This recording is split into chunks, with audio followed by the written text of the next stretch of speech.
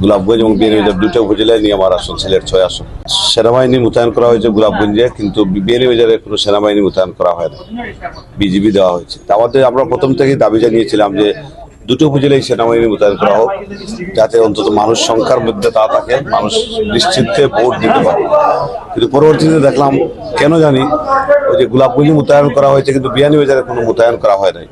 এটা নিয়ে আমরা 4-5 তারিখ নাগাদ আমরা স্মারকলিপি দিয়েছি এবং নির্বাচন কমিশনের বরাবরে চিঠি দিয়েছি, আমাদের অভিযুক্ত দিয়েছি, কিন্তু তারপরেও কোনো প্রতিকার হয় নাই, আমাদের কোনো ভালো করে রেসপন্সও করা হয় না। শঙ্কিত কিনা? আমি অবশ্যই শঙ্কিত এইভাবে, এর জন্য যে আমরা শুনতে পাচ্ছি যে সিলেটের 2-3 আসনে আমাদের অপোজিশন যারা আছেন তাদের ক্যান্ডিডেট না থাকায় তাদের সব জায়গা থেকে তাদের লোকজন নিয়ে আমাদের এলাকায় জড়ো করে সেন্টার দখল করতে পারে, এটা একটা শঙ্কা আছে।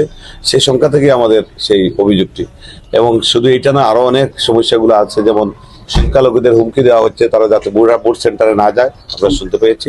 পাশাপাশি অবৈধ অর্থের ছড়াছড়ি, টাকা রাত্রের অন্ধকারে টাকা দেওয়া হচ্ছে, এইসব ব্যাপারগুলো আমাদেরকে আমি শঙ্কিত হয়ে তারপরে এখন রিটার্নিং অফিসার কাছে আসছি, ডিসি সাহেবের সাথে এখানে আমি দেখা করবো, করে আমাদের স্মারকলিপি দেবো। কিন্তু এই পর্যন্ত অভিযোগ দেওয়ার পরে কোনো প্রতিকার হয় না, এটা নিয়ে আমি খুবই শঙ্কিত। এবং আমি এটা আপনাদের মাধ্যমে দেশবাসীকে জানাতে চাই যে অবিলম্বে আমাদের এখানে যাতে সেনাবাহিনী মোতায়েন করা হোক এবং এই ব্যাপারটুকু সঠিকভাবে তদন্ত করে ব্যবস্থা নেওয়া হোক। সীমান্তবর্তী এলাকা জৈন্তাপুরও, কিন্তু সেখানে কিন্তু সেনাবাহিনী মোতায়েন করা হচ্ছে, ওয়াই বিয়ানীবাজার হবে না কেন?